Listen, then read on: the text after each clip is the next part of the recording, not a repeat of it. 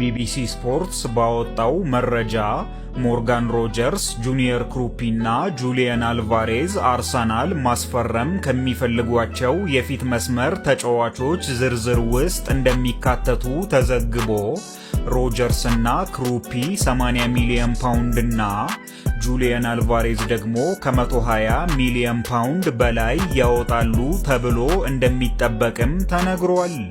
እነዚህን ተጫዋቾች ለማምጣትም መድፈኞቹ ጄሱስ፣ ማርቲኔሊ፣ ትሮሳርድ፣ ኖርጋርድና ቤን ዋይትን ለማስፈረም የሚቀርቡላቸውን ጥያቄዎች ለማዳመጥ ፈቃደኛ እንደሆኑና ከውሰት የተመለሰውን ኢተን ንዋኔሪ ለመልቀቅም እያሰቡበት መሆኑ ሪፖርት ተደርጓል። በተጨማሪም መድፈኞቹ ሉዊስ ስኬሊን ለመሸጥ አስበው የነበረ ቢሆንም በውድድር ዘመኑ መጨረሻ በመሃል ሜዳው ባሳየው ድንቅ አቋም ምክንያት ግን ሐሳባቸውን እንደቀየሩና ሌላ አማካይ ለማምጣት የነበራቸውን ዕቅድ ሊሰርዙ እንደሚችሉም ተዘግቧል።